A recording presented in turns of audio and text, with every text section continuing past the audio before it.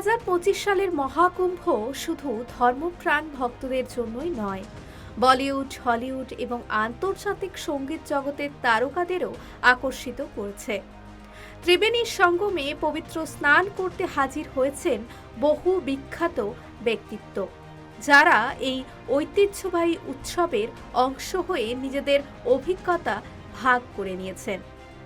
শুধু প্রধানমন্ত্রী, রাষ্ট্রপতি বা বিভিন্ন রাজ্যের মুখ্যমন্ত্রীরাই নন, এই বছরের মহাকুম্ভে উপস্থিত ছিলেন কোল্ডপ্লের প্রধান গায়ক ক্রিস মার্টিন এবং তার বান্ধবী হলিউড অভিনেত্রী ডাকোটা জনসন।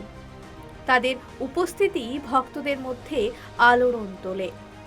বলিউড থেকেও এসেছিলেন অনুপম খের, রাজকুমার রাও, পত্রলেখা, এশা গুপ্তা, বিজয় দেবরাকোন্ডা, শ্রীনিধি শেট্টি এবং শিবাঙ্গী যোশীর মতো জনপ্রিয় তারকারা। অনুপম খের ইনস্টাগ্রামে একটি ভিডিও শেয়ার করেন, যেখানে তাকে গঙ্গার মাঝখানে দাঁড়িয়ে পবিত্র স্নান করতে দেখা যায়।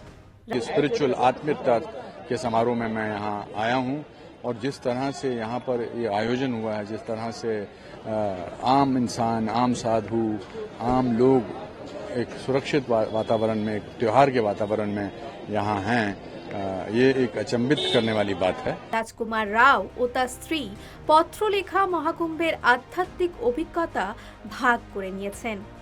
বিজয় দেবরাকোন্ডা তার মায়ের সঙ্গে মহাকুম্ভে এসে ত্রিবেণী সঙ্গমে স্নান করেন, আর এশা গুপ্তা ঐতিহ্যবাহী পোশাকে তার অভিজ্ঞতার ছবি ইনস্টাগ্রামে শেয়ার করেন।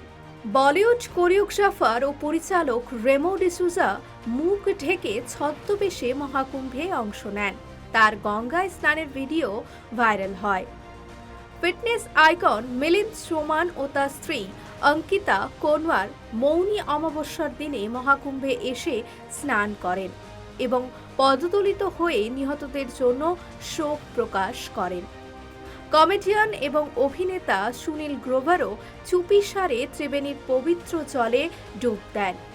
এই বছরের মহাকুম্ভ কেবল ধর্মীয় আচার অনুষ্ঠানের মধ্যেই সীমাবদ্ধ থাকেনি, এটি আন্তর্জাতিক আকর্ষণের কেন্দ্রবিন্দুতে পরিণত হয়েছে।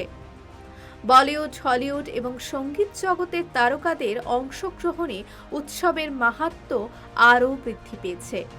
লক্ষ লক্ষ মানুষ যখন ত্রিবেণী সঙ্গমে সমবেত হচ্ছেন, তখন এটি শুধুমাত্র একটি ধর্মীয় অনুষ্ঠান নয়, বরং এটি বিশ্বজনীন সাংস্কৃতিক উৎসবের রূপ নিয়েছে।